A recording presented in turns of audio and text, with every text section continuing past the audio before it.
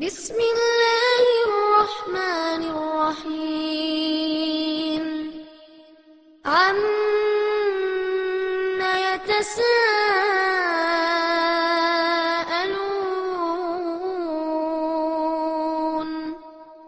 عن النبأ العظيم الذي هم فيه مختلفون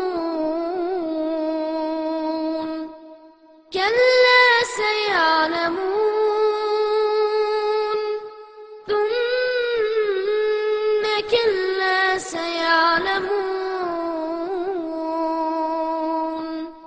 ألم نجعل الأرض مهادا والجبال أوتادا وخلقناكم أزواجا وجعلنا نومكم سباتا وجعلنا الليل لباسا وجعلنا النهار معاشا. அஸ்ஸலாமு அலைக்கும் ரஹ்மத்துல்லாஹி பரகாத்துஹு. அகிலங்களை எல்லாம் படைத்து பராமரிக்கக்கூடியவனும் கண்ணியத்தின் அதிபதியும் புகழ் அனைத்திற்கும் சொந்தக்காரனாக இருக்கக்கூடிய எல்லாம் வல்ல அல்லாஹு தாலாவின் நல்லடியார்களே, அல்லாஹுடைய பேரருளால் அல்லாஹ் நமக்கு வழங்கியிருக்கக்கூடிய அற்புதமான இஸ்லாமிய மார்க்கத்தினுடைய அழகிய போதனையை அறிந்து அதை பிற மக்களுக்கு எடுத்து செல்ல வேண்டும் என்ற உயர்வான நோக்கத்தின் அடிப்படையில் இந்த பொதுக்கூட்டம் ஏற்பாடு செய்யப்பட்டிருக்கிறது. அதிலே எனக்கு தரப்பட்டுள்ள தலைப்பு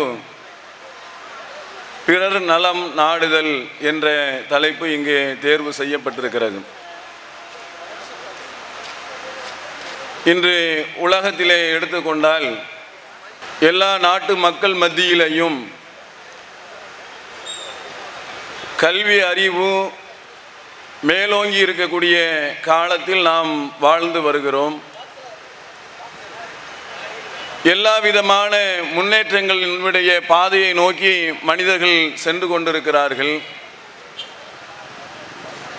நாளுக்கு நாள் வளர்ச்சியை நோக்கி போய் கொண்டிருக்கக்கூடிய உலகம்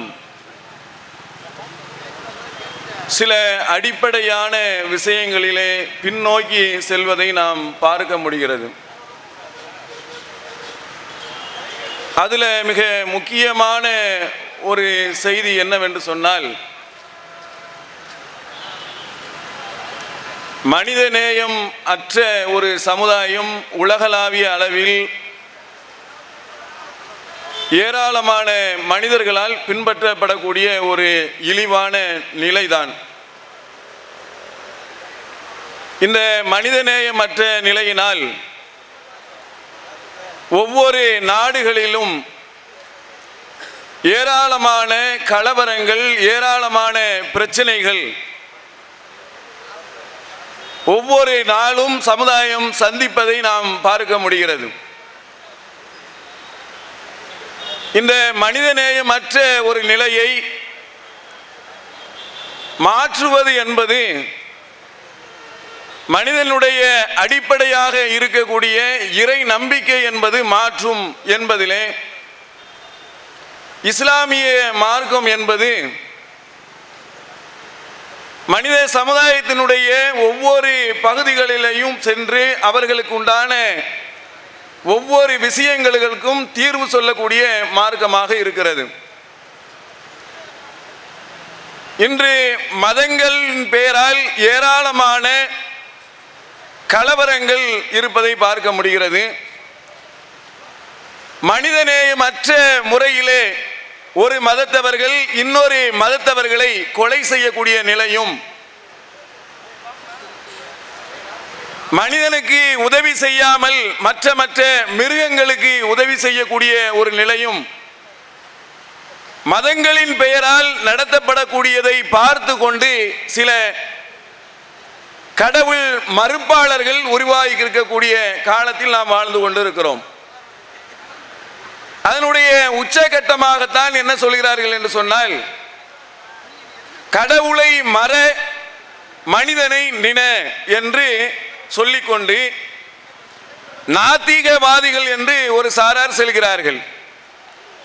அவர்கள் அதற்கு சொல்லக்கூடிய காரியம் என்னன்னு சொன்னால், கடவுளின் பெயரால் உலகத்தில் எந்த விதமான மனித நேயமும் நடைமுறைப்படுத்தப்படுவது இல்லை, எந்த மதத்திலையும் அது மாதிரியான மனித நேயமே இல்லை, பிறருடைய நலத்தின்பால் அக்கறை செலுத்தாத மதங்கள் தான் உலகத்திலே இருந்து கொண்டிருக்கிறது.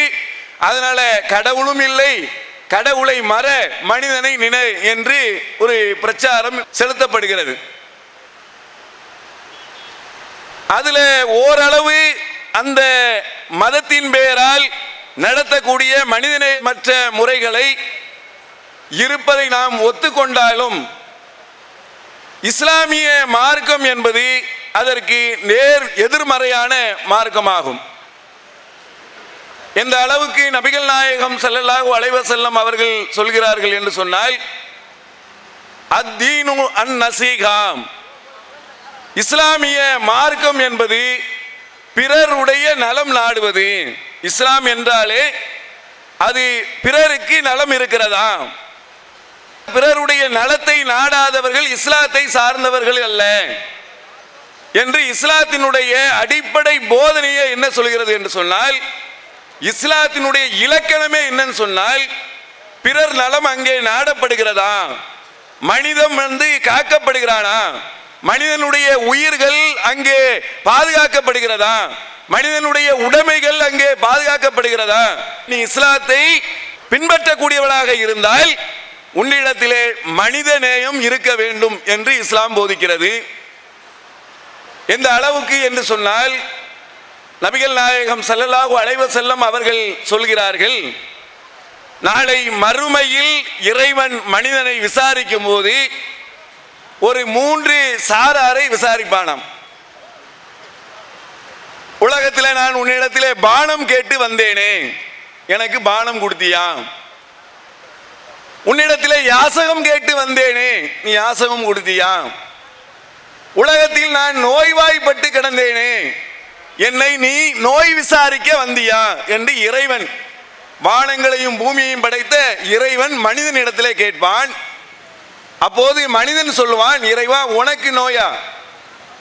நீதான் ரப்பி சமாவாத்தி வல்லர், வானங்களுக்கும் பூமிக்கும் இறைவனாக இருக்கிறாய், நீதான் மழையை பொழிவிக்கிறாய், நீதான் உணவை கொடுக்கிறாய், நீதான் நோயை கொடுக்கிறாய், நோயை நீக்கிறாய், நீ அனைத்து பொருட்கள் மீதும் ஆற்றல் உடையவனாக இருக்கிறாய், நீ ஆகி என்றால் உடனே ஆகிவிடக்கூடிய ஆற்றல் உனக்கு இருக்கிறது.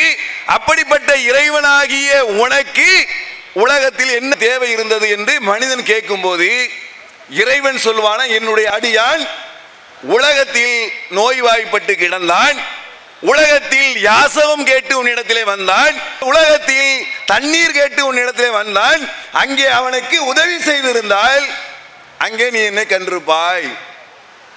எவ்வளவு அற்புதமான அருமையான இஸ்லாத்தினுடைய அற்புதமான ஒரு வார்த்தையை நபிகள் நாயகம் ஸல்லல்லாஹு அலைஹி வஸல்லம் அவர்கள் இறைவன் சொல்வதாக சொல்கிறார்கள். இவன் என்ன சொல்லுவான், உலகத்தில் ஏழைகளுடைய சிரிப்பில் தான் இறைவனை காண்கிறான் அப்படிங்கிறான். ஆனா ஏழைகளுடைய சிரிப்பில் இறைவனை காண்பதாக சொல்லிக்கொண்டு ஏழைகளை நசுக்குவது, அவர்களை கொல்லுவது, அவர்களை ஊர்விளக்கம் செய்வது, அவர்களுடைய உரிமைகளை பறிப்பது, அவர்களுக்கு உண்டான எந்த ஒரு உரிமைகளையும் கொடுக்காமல் இருக்கக்கூடிய காரியத்தை தான் இந்த உலகத்தில் ஏராளமான மனிதர்கள் செய்து கொண்டிருப்பதை பார்க்கிறோம். ஆனால் இஸ்லாம் அதற்கு நேர் மாற்றமாக சொல்கிறது, மனித உயிர்களின், மனிதர்களுடைய உடைமைகளில், மனிதர்களுடைய அவர்களுக்குண்டான நேசத்தில் நீ கவனம் செலுத்து என்று இஸ்லாம் சொல்கிறது. ஆனா உலகம் போற போக்க பார்த்தா ஒவ்வொரு நாளும் பத்திரிகையினுடைய செய்திகளை பார்த்தால் எங்கேயும் மனித நேயத்திற்கு உண்டான அளவுகோலே இல்லாத ஒரு நிலையை பார்க்கிறோம். எந்த அளவுக்கு என்று சொன்னால், மனித நேயம் மனித நேயம் என்று சொல்லிக்கொண்டு, மனித நேயம் என்ன விளங்கி வச்சிருக்கான் தெரியுங்களா? நம்மால் விளங்கி வச்சிருக்கக்கூடிய செய்தி என்னன்னு சொன்னால், ஆட்டோவில் ஒரு 1000 ரூபாய் கிடைச்சிரும். அதை போய் கொண்டு போய் கொடுத்துருவார். உடனே ஒரு போட்டோ எடுத்து போடுவாங்க, மனிதநேயமான மனிதர், நல்ல கரெக்டாக உதவியை கரெக்டாக செஞ்சுட்டாரு, தொலைஞ்சு போன பொருளை கரெக்டாக கொடுத்துட்டாரு, இது மனிதநேயம்னு வச்சிருக்கிறான். பஸ் ஸ்டாண்டு ஓரங்களிலே எங்கேயாவது ஒரு இடத்திலே கூழ் என்று கூழையும் கஞ்சையும் ஊற்றி வைத்து கொண்டு வர்ற போற ஆளுகளுக்கெல்லாம் கஞ்சை ஊற்றி கொடுத்துட்டு இது மனிதநேய பணி அப்படிங்கிறான்.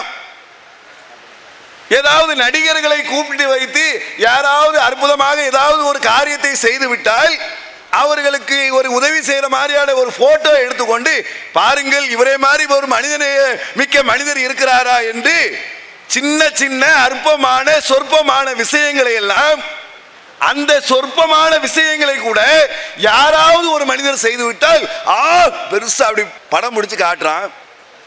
இதாண்டா மனிதநேயமா? இதான் மனிதநேயத்தினுடைய அளவுகோலா? இதுதான் ஒரு மனிதன் இன்னொரு மனிதன் மீது நேசம் வைக்கக்கூடிய அளவுகோலா? கிடையாது. இதெல்லாம் சர்வ சாதாரண விஷயம். ஒரு பர்ஸை காணாம போனவர்களை எடுத்து கொடுப்பது என்பது மனித நேயத்தினுடைய அளவுகோலே கிடையாது. இது எல்லாரும் செய்ய வேண்டிய கடமை. இவன் என்ன வழங்கி வச்சிருக்கிறான்னு சொன்னால், மனித நேயத்துக்கு இது அளவுகோல்னு வைத்திருக்கிறான். இஸ்லாம் என்ன சொல்லுது தெரியுமா?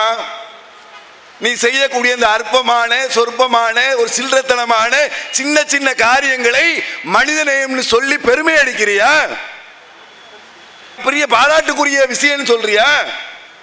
ஒவ்வொரு மனிதனுடைய உயிர்கள் மீதும், ஒவ்வொரு மனிதனுடைய உடைமைகள் மீதும், ஒவ்வொரு மனிதனுடைய உரிமைகள் மீதும் இஸ்லாம் அழகான மனித நேயத்தை விதைத்திருப்பதை நம்ம பார்க்கிறோம்.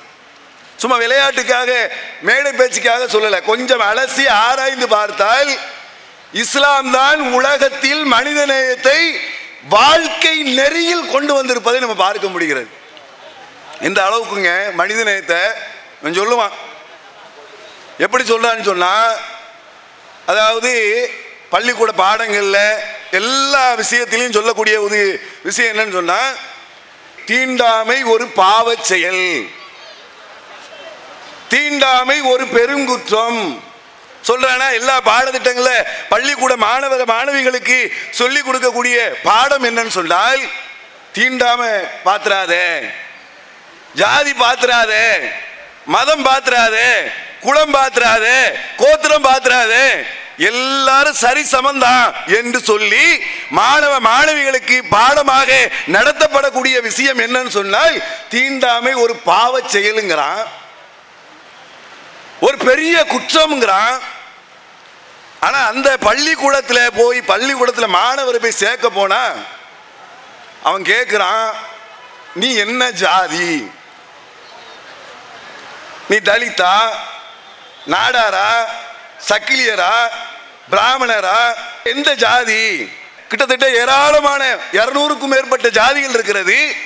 அதுல நீ எந்த பிரிவுன்னு சொல்லி பள்ளிக்கூடத்தில் கேட்கிறான். இவன் பாடம் நடத்துறான். என்ன பாடம் நடத்துறான்னா, தீண்டாமை ஒரு பாவ செயல், பெருங்குற்றம், அதனால யாருமே நீ நினைச்ச கூடாது, மட்டமாக கருதக்கூடாதுன்னு சொல்றான் ஒரு பக்கம். ஆனா இதை நடைமுறைப்படுத்தி கொண்டு ஏதாவது பாஸ்போர்ட்டுக்கு விண்ணப்பித்தாலோ அல்லது ஏதாவது ஒரு லைசன்ஸோ வர எதுக்காவது விண்ணப்பித்தால் உடனே சொல்றான் ஜாதி சான்றிதழை கொண்டு வாங்குறான். என்னடா இது? அட என்ன இதுவா மனிதநேயம்? இதுதான் பிறர் நலன் மீது அக்கறை செலுத்தக்கூடிய விஷயமா? கேட்கிறானே இல்லையா? ஒரு அரசாங்கம் கேட்குதா இல்லையா? ஒரு அரசாங்க அதிகாரி கேட்கிறாரா இல்லையா? ஒரு அரசாங்க பள்ளிக்கூடத்தில் சொல்லிக் கொடுக்கக்கூடிய ஒரு ஹெட் மாஸ்டர் கேட்கிறாரா இல்லையா? என்ன ஜாதின்னு கேட்கிறான். ஜாதி ஏன் கேட்கிற நீ? ஜாதி எந்த அடிப்படையில் உருவாக்கப்பட்டது? அதை நினைச்சு பார்த்தா ரத்தம் கொதிக்கிற மாதிரியாக நம்முடைய சகோதரர்கள் ஏராளமானவருடைய உரிமைகளை, உடைமைகளை, அவர்களுடைய எல்லா விதமான விஷயங்களையும் கசக்கி புளிச்சு எடுத்து சாராக நச்சாக போடக்கூடிய விஷயம் என்னன்னு சொன்னால், இந்த ஜாதி. அந்த ஜாதியை அரசாங்கமே சேர்ந்து செய்கிறது. பிறக்கும் போதே என்ன நினைக்கான்னா, ஒருத்தன் ஒரு உயர்ந்த ஜாதியில பிறந்துட்டான்னு நினைச்சா பிறக்கும் போதே நான் பெரிய ஆள் நினைக்கிறான். ஒரு தாழ்ந்த ஜாதின்னு இவன் கருதக்கூடிய தலித்திலேயோ சக்கிலியர்களையோ வேற எதிலையாவது பிறந்து விட்டால் பிறந்ததில் இருந்தே அவனுடைய உரிமையை பறிக்கிறான். திண்ணியம் என்ற கிராமத்தில் கேள்விப்பட்டோம். ஒரு மனிதனுடைய மலத்தை எடுத்து இன்னொரு மனிதனுடைய வாயில் வைத்து திணிக்கிறான், சாப்பிட வைக்கிறான். நீ தாழ்ந்த ஜாதி என்பதனால் உனக்கு பள்ளிக்கூடத்தில் தனி சீட்டு, நீ தாழ்ந்த ஜாதி என்பதனால் உனக்கு டீ குடிப்பதற்கு எந்த உரிமையும் கிடையாது, உனக்கு சிரட்டை. நீ தாழ்ந்த ஜாதி என்பதனால் உனக்கு எந்த விதமான அரசு துறையிலையும் முன்னுரிமை கிடையாது. எங்கிருந்தே வருது பாருங்க, பிறப்புல இருந்தே வருது மனித நேயம். இதுக்கு பேர் மனித நேயமா? என்னடா மனித நேயம் இது? இது மனித நேயமா? அட மனிதனை குழி தோண்டி புதைக்கக்கூடிய நேயமா? சிந்திச்சு பாருங்க. ஒருத்தன் பிறந்ததுல என்ன வந்துட போகுது? பிறந்ததுக்கு நீ வரம் வாங்கிட்டு வந்தியா? பிறந்த விஷயம் இப்படி பிறக்கணும் அப்படி பிறக்கணும்னு சொல்லி வரம் வாங்கி கொண்டு நம்ம வந்தோமா?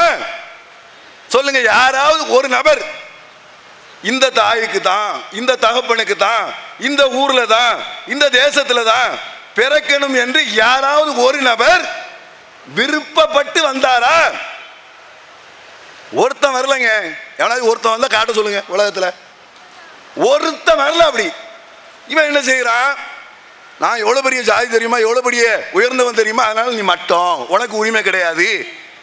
அடிச்சுக்கிறான், வெட்டிக்கிறான், குத்திக்கிறான், கொலை செய்கிறான். அவனுடைய உரிமைகளை பிறருடைய நலத்தில கொஞ்சம் கூட அக்கறை செலுத்தாத ஒரு நிலையை பார்க்கிறோம். இஸ்லாம் எப்படின்னு சொன்னா, அவனுக்கு அடிப்படை உரிமையை கொடு. நீ கூழ் ஊத்துறது பெரிய மேட்டர் இல்ல, நீ கஞ்சி ஊத்துறது பெரிய மேட்டர் இல்ல, ஒரு அவார்டை கொடுக்கறது பெரிய மேட்டர் இல்ல.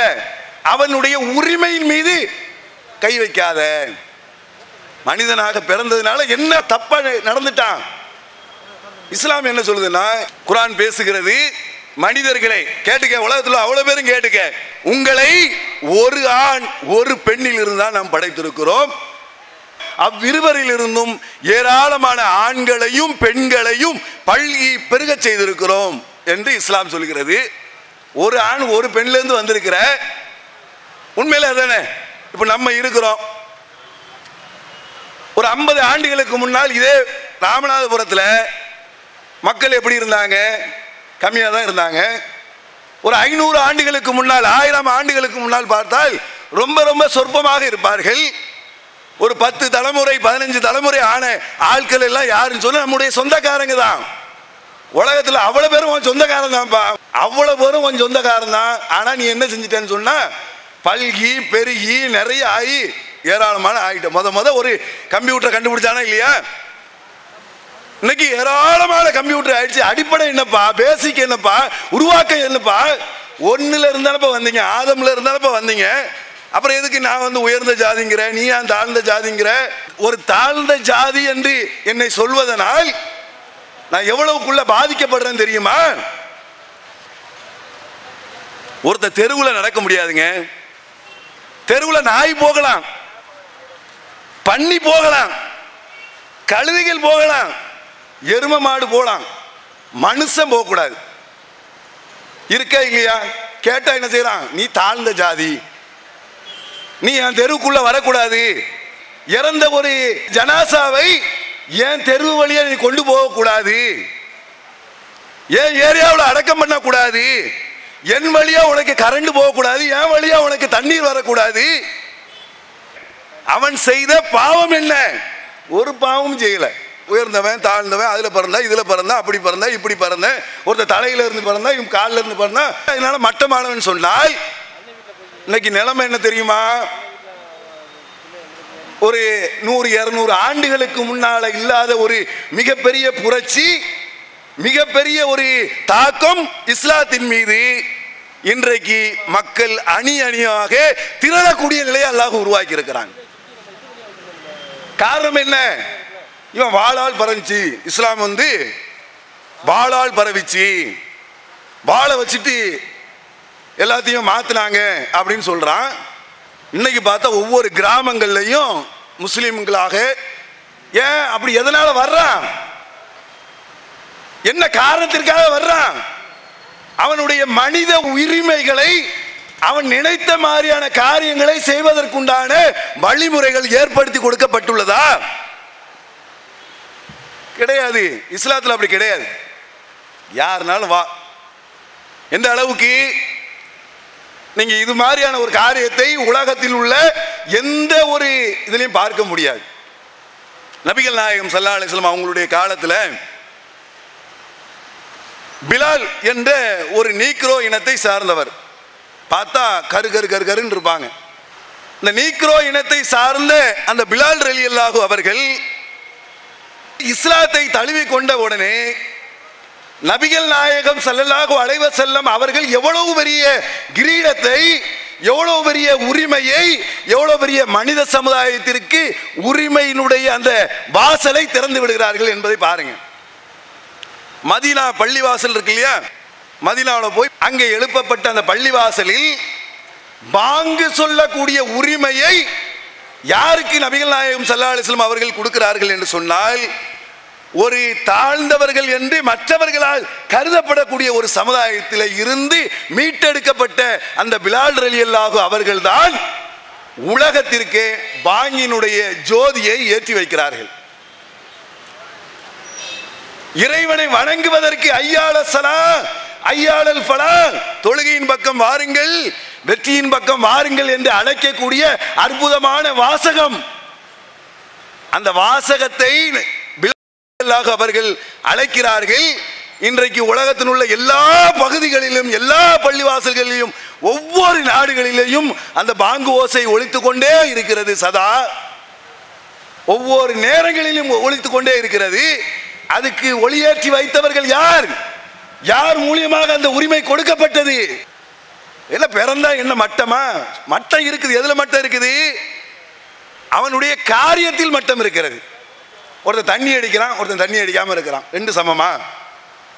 ஒருத்தர் திருடுறான், ஒருத்தர் திருடாம இருக்கிறான், ரெண்டு சமமா? ஒருத்தன் லஞ்சம் வாங்குறான், ஒருத்தன் லஞ்சம் வாங்காம இருக்கிறான், ரெண்டு பேரும் சமமா?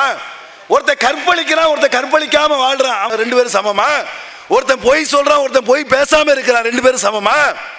கிடையாது. இஸ்லாம் என்ன சொல்லுதுன்னா ரெண்டு பேரும் சமம் கிடையாது.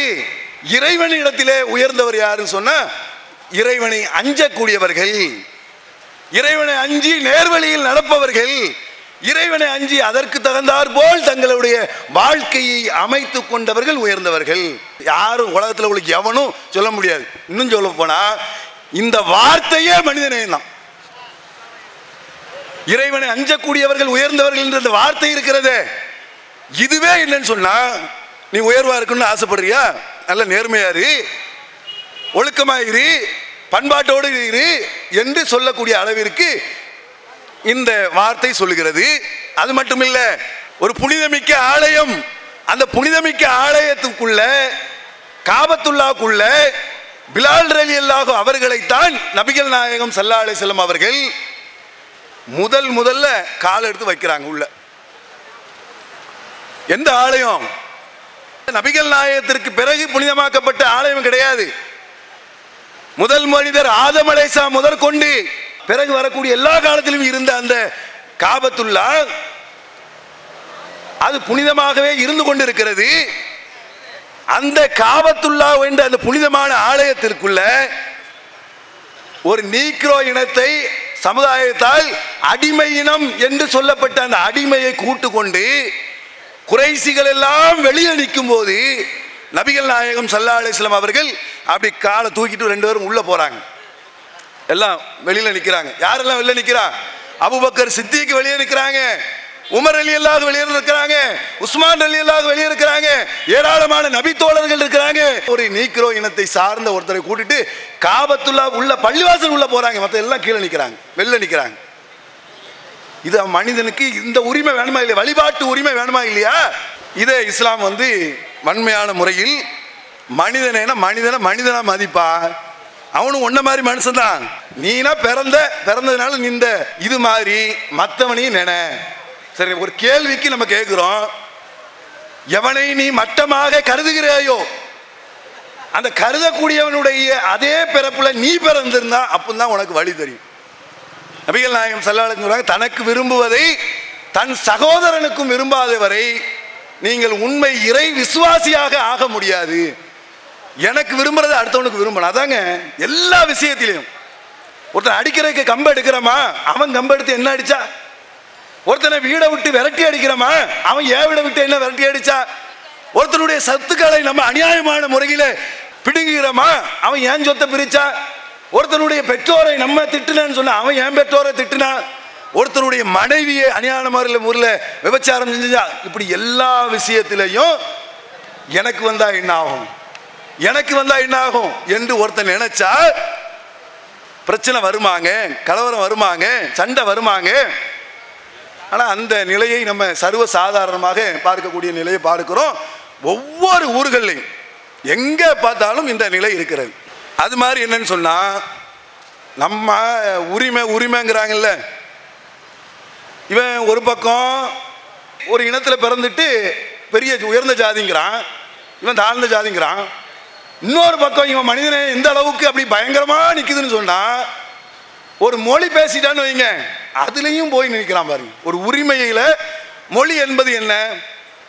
ஒருத்தன் ஒரு கருத்தை சொல்வதற்கு, நான் தமிழ் தெரிஞ்சதுனால தமிழ்ல சொல்றேன், இங்கிலீஷ் தெரிஞ்சவன் இங்கிலீஷ்ல சொல்லுவான், ஜப்பான் மொழி தெரிஞ்சவன் ஜப்பான்ல பேசுவான், அப்படித்தானே? ஒரு மொழி தெரிஞ்சவன் அவன் மொழியில ஒரு கருத்தை சொல்வதற்கு தான் மொழி.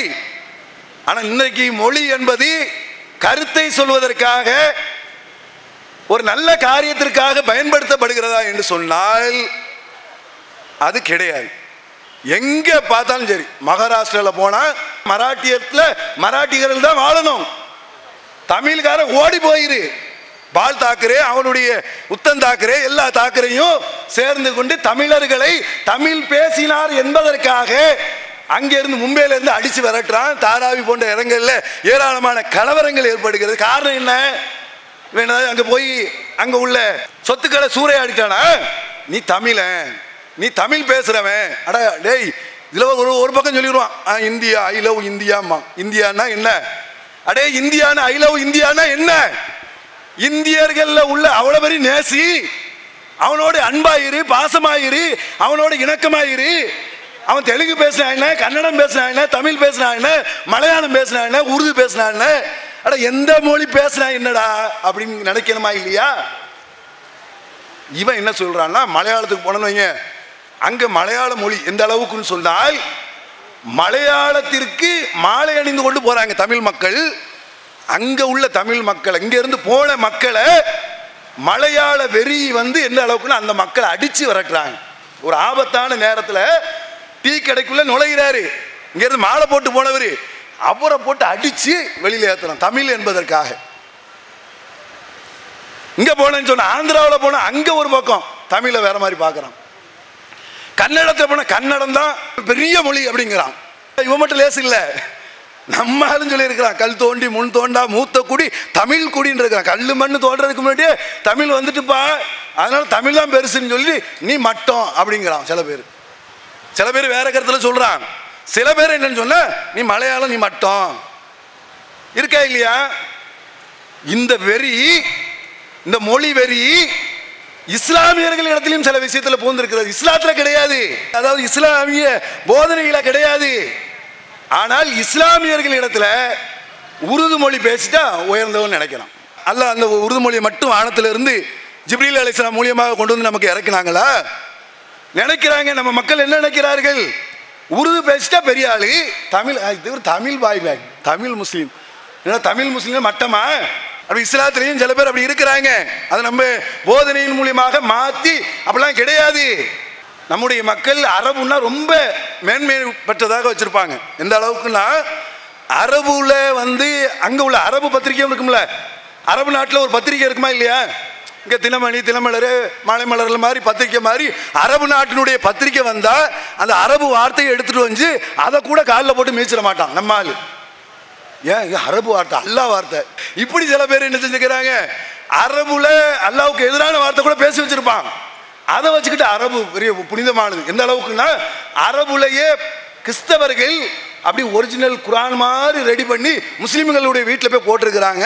அதை தூக்கிட்டு வந்து நம்ம பரக்கத்தை நினைச்சிட்டு கொண்டு வந்து அதில் வீட்டில் கொண்டு தொங்க போட்டிருக்க. அதில் சாமுவேல், உன்னத பாட்டு, அது இதுன்னு எழுதி போட்டு அரபுல. அந்த அளவுக்கு நம்ம ஆளுக்கு என்ன இருக்குது, அரபு மேல ரொம்ப பற்று இருக்கிறது. ஆனா இந்த அரபையே தாய்மொழியாக கொண்ட நபிகள் நாயகம் ஸல்லல்லாஹு அலைஹி வஸல்லம் அவர்கள் சொல்கிறார்கள், கிடையாது. வேறு மொழிக்கு அரபு மொழி சிறந்தது கிடையாது. எவ்வளவு அற்புதமான சொல்லு பார்ப்போம். ஒரு தாய்மொழியை தன்னகத்தையே கொண்ட ஒரு நபர் உலகத்தில் யாராவது எந்த ஆன்மீகவாதியாவது பிரகடனம் படுத்திருக்கிறாரா? ஒருத்த படுத்தலையாங்க, ஒரு ஆள் சொல்லலையாங்க. நபிகள் நாயகம் ஸல்லல்லாஹு அலைஹி சொல்றாங்க கிடையாது, அரபுக்கு வேற மொழி சிறந்தது கிடையாது. அப்படின்னா உயர்வு வந்துடும். வேற மொழிக்கு அரபும் சிறந்தது கிடையாது. குலத்தில் சிறப்பு கிடையாது, நிறத்தில் சிறப்பு கிடையாது, எதுலையும் சிறப்பு கிடையாது. போ, இறையச்சத்தில் தான் சிறப்பு இருக்கிறது. ரொம்ப அற்புதமான அழகான ஒத்த வரியில உலகத்தினுடைய அனைத்து மனிதநேயத்தையும் நபிகள் நாயகம் ஸல்லல்லாஹு அலைஹி வஸல்லம் அவர்கள் மனித சமுதாயத்தினுடைய பிரச்சனைகள் எல்லாம் தீர்க்கக்கூடிய வழியை சொல்லிட்டு போயிட்டாங்க. இவன் என்ன செய்யறான்னா, அங்க கேரளா பார்டர்ல சண்டை, ஆந்திராவும் தமிழ்நாடு பார்டர்ல சண்டை, ஆந்திராவும் அந்த பக்கம் இருக்கக்கூடிய ஒரிசா போட்டு அங்கே சண்டை, அதை இருந்து பக்கத்து நாடு, இப்படி பார்த்தீங்கன்னா மொழி வெறி பிடித்து சமுதாயங்கள் ஒவ்வொரு நாளும் பல ஆயிரக்கணக்கான உயிர்களை சூறையாடி கொண்டுட்டு இருக்கிறது. ஒரு சமுதாயத்தை சீர்திருத்துறதாங்க மனிதநேயம். கஞ்சி ஊத்துறதும் கூழ் ஊத்துறதும் ஒரு போட்டோ கொடுக்கறதும் போய் வந்துக்கிட்டு பீச்சில் போய் ஏதாவது ஒரு நோட்டீஸ் கொடுத்துட்டு பெற்றோரை பராமரிக்க வேண்டும் அப்படின்னு ஒரு நோட்டீஸ் கொடுத்துட்டா மனிதநேயம். பெற்றோரை கொண்டு போய் ஒரு ரோட்டில் விட்டுட்டு நாயை கூட்டு வந்து வச்சிருப்பான். நாய்க்கு ரொம்ப அழகா இவர் தண்ணீர் கொடுத்தாரு, நாய்க்கு பிஸ்கட் கொடுத்தாரு. மனிதநேயம் எப்படி இருக்கிறாரு பாருங்க. இந்த நிலை இருக்குதா இல்லையா? நபிகள் நாயகம் என்ன பார்க்கறாங்கன்னா, முதல்ல வந்து பில்டிங்கை கொடு, கரெக்டா அவனுடைய சொத்து, அவனுடைய வீடு, அவனுடைய உரிமை, அவனுடைய நிலம், அவனுடைய பத்திரம், அது அவன் கையில் குடி. நீ என்ன செய்யறன்னா, அவன் சொத்து, அவன் நிலம், அவன் பத்திரம் அனைத்தையும் புடுங்கிக்கிட்டு ரோட்ல வந்து உட்கார வச்சுட்டு இந்த அப்படி என்னையா இது கேட்குறாங்க. உலகத்தை பார்த்து இஸ்லாம் சொல்லுது, அவன் உரிமையை கொடுப்பான். அவன் உள்ள வீட்டுக்குள்ள உட்காந்து கஞ்சியோ கூழையோ வெங்காயத்தையோ சாப்பிட்டுட்டு போறான். அதை பத்தி உனக்கு என்ன கவலை? நீ ரோட்ல உட்கார வச்சுட்டு பிரியாணி கொடுக்குறியா? அடிப்படை உரிமைக்கு நீ முன்னுரிமை கொடுங்க. நபிகள் நாயகம் ஸல்லல்லாஹு அலைஹி வஸல்லம் சொன்னது எவனாலும் சொல்லுவான். திருவள்ளுவரே சொல்றாரா இல்லையா, சொல்லுவது யாருக்கும் எளியதாம் சொல்லிய வண்ணம் செயல். சொல்றது யார் வேணாலும் சொல்லிட்டு போயிருவான். பாத்தீங்களா, நம்ம தேர்தல் நேரத்தில் வருவாங்கல்ல, இந்த ரோடை நாங்கள் வந்து தங்க சாலையை ஆக்கிடுவோம், இவன் தங்கத்தில் சாலையை ஆக்கிடுவேன், நான் வந்தேன்னா இந்த ரோடெல்லாம் அப்படி பண்ணிடுவேன், அந்த கொண்டு வந்துடுவோம், மாநகராட்சி கொண்டு வருவோம், அப்படி வருவான் இப்படி வருவான்னு அப்படியே ஜோடிச்சிருவான். நம்மளால என்ன செஞ்சிருவான்னா, ஓட்ட வேண்டியதானே ஓட்டு அப்படின்னா, அப்புறம் பார்த்தீங்கன்னா அவர் நோட்டை பார்த்துட்டு அவர் போயிடுவார். சில பேர் சீட்டை பார்த்துட்டு போயிடுவாங்க, சில பேர் சமுதாயத்திற்கு எதிராகவும் போயிடுவாங்க. அதெல்லாம் உங்களுக்கு சொல்ல வேண்டிய அவசியமே கிடையாது. அது நடைமுறை வாழ்க்கையில் கொண்டு வாங்க, கொண்டு வந்து காட்டுங்க. எல்லாரும் சர்வ சாதாரண, எல்லாரும் ஒரே மனிதர்கள் காட்டுங்க, பிரச்சனை ஓஞ்சிருமாங்க. எவ்வளவு அன்பு, எவ்வளவு நேசம், எவ்வளவு பாசம், எவ்வளவு இணக்கம் வந்துவிடும் இருக்கா? நபிகள் நாயகம் என்ன செஞ்சாங்க? அதனால தான் நபிகள் நாயகத்தை எதிர்த்தார்கள். உலகத்தை எவனாலையும் ஜீரணிக்க முடியல. எவனாலையும் என்ன இல்லைன்னா, பிறப்புல ஒரு உயர்வு இருக்குங்க. நபிகள் நாயகம் காலத்திலேயே இது இந்த அளவுக்குன்னா, நபிகள் நாயகம் ஸல்லல்லாஹு அலைஹி வஸல்லம் அவங்க வந்து இந்த உயர்ந்தவன் தாழ்ந்தவன் மொழியால் இதெல்லாம் வந்து வேற்றுமை கிடையாது, எல்லாம் ஒன்று தான். லா இலாஹ இல்லல்லாஹ் முஹம்மது ரசூலுல்லாஹ்னு சொல்லிட்டா எல்லாம் டோட்டல் ஒன்று தான் அப்படின்னு சொல்லிட்டாங்க. குறைசி குலம் என்ற ஒரு குலம் இருக்கிறது. நபிகள் நாயகம் ஸல்லல்லாஹு அலைஹி வஸல்லம் வாழ்ந்த அந்த மக்கமா நகரில் இருந்த அந்த குலம் பெரிய ஜாதி நினைச்சிக்கிட்டு இருக்கிறான். அவன் என்ன சொல்றான்னா, நபிகள் நாயகம் மக்கள் தொகை அதிகமாகிட்டது, இனிமே நபிகள் நாயகத்தை எதிர்க்கிறதுக்குண்டான துணிவோ தைரியமோ வேற எந்த ஒரு விஷயமும் நம்ம இடத்துல இல்லை என்பதை உணர்ந்து கொண்ட அந்த குறைசியர்கள் மதினாமா நகரனுடைய தலைவராக இருக்கக்கூடிய நபிகள் நாயகம் ஸல்லல்லாஹு அலைஹி வஸல்லம் அவர்களை கூப்பிட்டு ஒரு ஒப்பந்தம் போடுகிறார்கள். என்ன ஒப்பந்தம் தெரியுமா? நபிகள் நாயகம் அவர்களே, நீங்கள் பள்ளிவாசலை கட்டியிருக்கிறீர்கள், நாங்கள் அங்கே தொழுகிறோம், நாங்கள் மற்ற எல்லா வணக்க வழிபாடுகள் நோன்பு ஜக்காத்து ஹஜ்ஜி அனைத்தையும் நாங்கள் செய்கிறோம், ஆனால் எங்களுடைய ஒரே ஒரு கோரிக்கையை நீங்கள் ஏற்றுக்கொள்ளுங்கள். உடனே நபிகள் நாயகம் ஸல்லல்லாஹு அலைஹி வஸல்லம் ஒரே ஒரு கோரிக்கை தானே, ஏற்றுக்கிட்டா ஒரு பெரிய சமுதாயம், ரசூலுல்லாஹ்வுக்கு ஒரு சிம்ம சொப்பனமாக இருந்த சமுதாயம் இந்த குறைஷ் சமுதாயம். அந்த சமுதாயத்தில் தான் அவங்களுடைய உறவுக்காரர்கள் அவ்வளவு பேர் இருக்கிறாங்க. இந்த 4 பேரை கவர் பண்ணன்னு சொன்னா சமுதாயமே வந்துருமே என்கிற ஒரு அடிப்படையில் நபிகள் நாயகம் ஸல்லல்லாஹு அலைஹி வஸல்லம் அவர்கள் சரி என்னப்பா சொல்ற கேளுன்னு அவன் சொல்றான், நீங்க வந்து ஒரு 2 பள்ளிவாசல் கட்டுங்க. ஒன்று வந்து இந்த தாழ்ந்த ஜாதிகள்னு இருக்காங்கல்ல அவர்களுக்கு ஒரு பள்ளிவாசல் கட்டிடுங்க.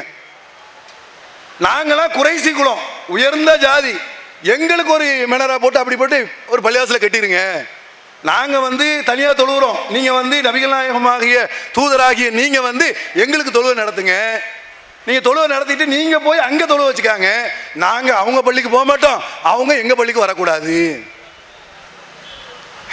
எங்கே இருந்து பாரு, 1400 ஆண்டுகளுக்கு முன்னால் இன்றைக்கு அரபு நாட்டில் ஒரு எல் முடை அளவுக்கு உண்டான தீண்டாமை எந்த பிரதேசத்திலையும் கிடையாது. ஆனால் அந்த நேரத்தில் தீண்டாமையினுடைய உச்சகட்டம் இருந்தது.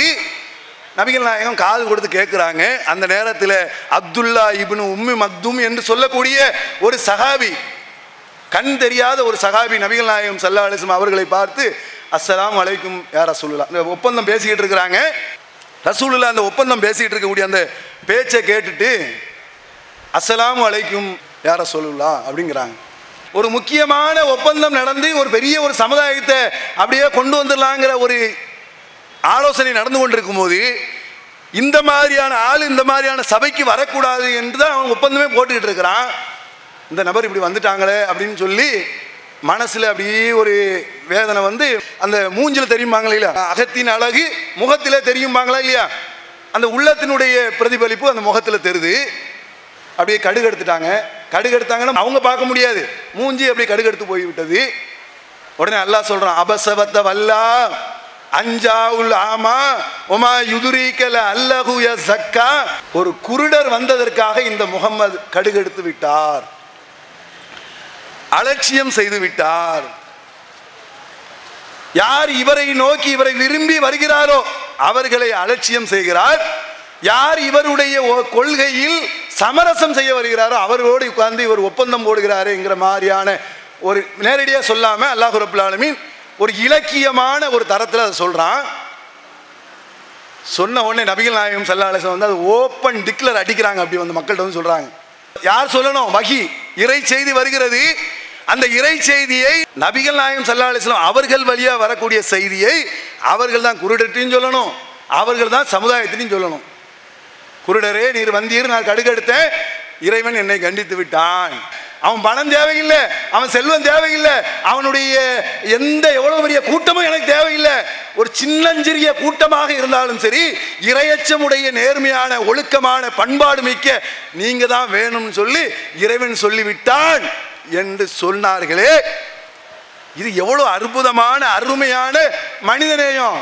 இவன் உட்கார்ந்துக்கிட்டு எந்த அளவுக்குன்னா, உலகத்தில் பார்த்தால் ஒரு மனுஷன் எந்த நேரத்தில் நினைச்சக்கூடாது, தலையை குனியக்கூடாது, சாசாங்கம் பண்ணக்கூடாது, எவன் காலையும் போய் உழக்கூடாது, எவனுக்காகவும் எந்திரிச்சு நிற்க கூடாது, எவனையும் போய் வரம்பு மீறி புகழக்கூடாது, பராக் பாடக்கூடாது. ஆனால் இன்றைக்கு எப்படி இருக்கிறான்னு சொன்னா, எம்எல்ஏல இருந்து எம்பியில இருந்து முதலமைச்சர்ல இருந்து உலகத்தினுடைய எல்லா நபர்களும் ஏதாவது ஒரு விதத்தில் அப்படியே போய் காலில் விழுவுறான், கூனி குறுகுறான். சில பேர் இப்படியே ருக்குலேயே இருக்கிறான்.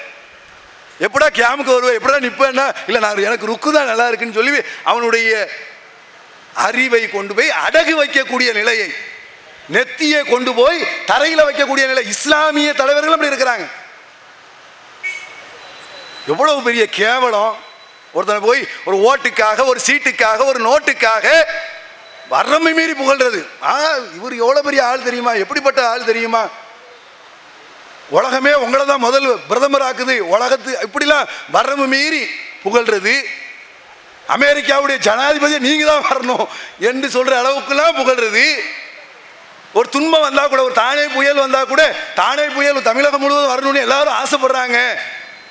போய் சொல்லி பார்க்கணும், வெள்ள நிவாரணம் அங்கே போய் சொன்னா போதும், கொண்டு போடுவாங்க எல்லாரும். அவ்வளவு வெறியில இருக்கிறாங்க. அந்த நேரத்தில் சொன்னார், சும்மா சொல்லலை, நாங்களாம் போய் பேட்டி எடுத்தோம், இந்த ஏரியாவில் எவனாச்சும் அரசியல்வாதிகள் இந்த தெருக்குள்ள வந்தார்கள், அவ்வளவுதான். அவ்வளவு அதாபுல அவன் இருக்கிறான். அந்த அதாபு இவனுக்கு எப்படி இருக்குன்னா, அப்படி பெரிய அளவில் காசு பணத்துக்காக மனிதர்களுடைய சுயமரியாதை அப்படி இழக்கிறார்கள். காலில் போய் உழுவுறான், காலில் போய் தொட்டு கும்பிடுறான், காலை கழுவி குடிக்கிறான், வரம்பு மீறி புகழ்றான்.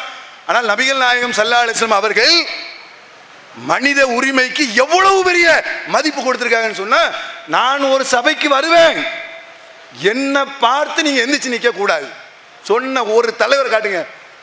நபிகள் நாயகத்தை பின்பற்றக்கூடிய தலைவர்கள் அல்ல, உலகத்தினுடைய தனியா தெரியணும் என்பதற்காக இது மாதிரியான ஆடைகளையோ அலங்காரங்களையோ அதற்குண்டான ஏற்பாடுகளையோ நபிகள் நாயகம் செய்வது ஏன் செய்யல?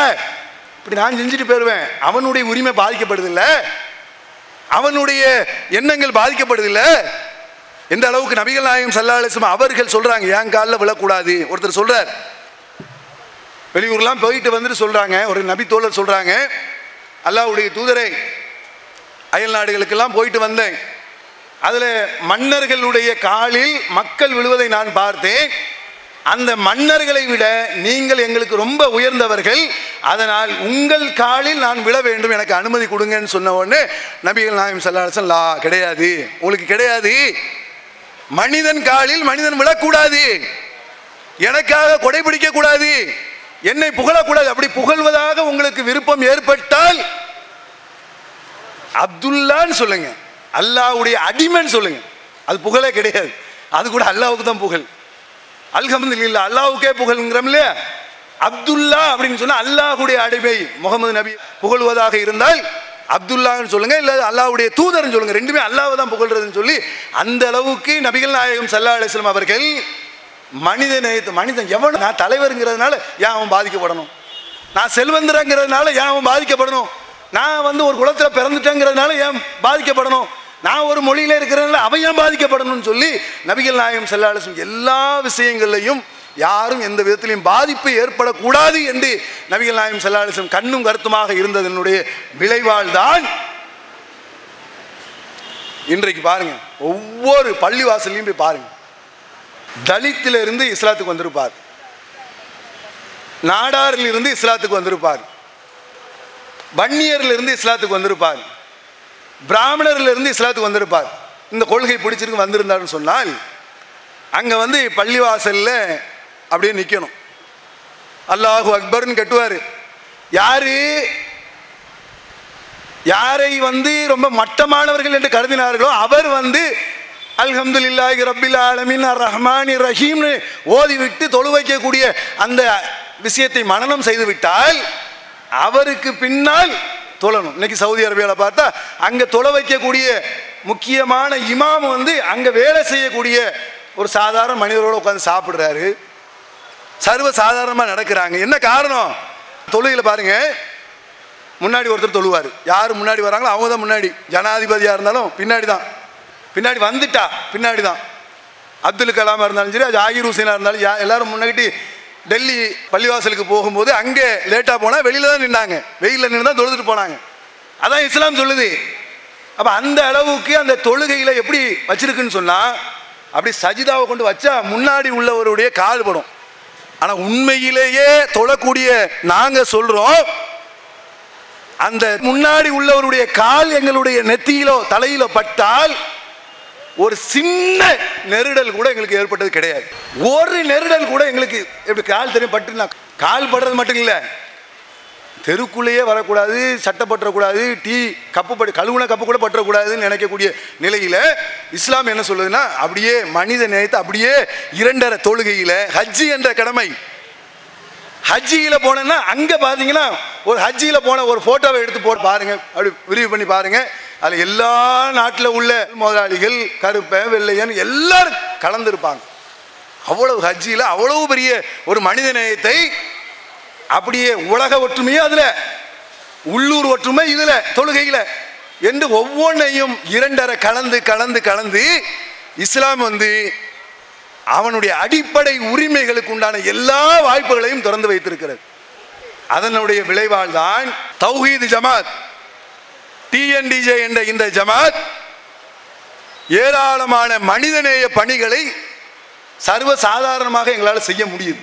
ஒரு மனிதரை வாழ வைத்தவர் உலகில் உள்ள எல்லா மனிதர்களையும் வாழ வைத்தவர் போல் ஆவார் என்று இறைமறை திருக்குர்ஆன் சொல்லுகிறது.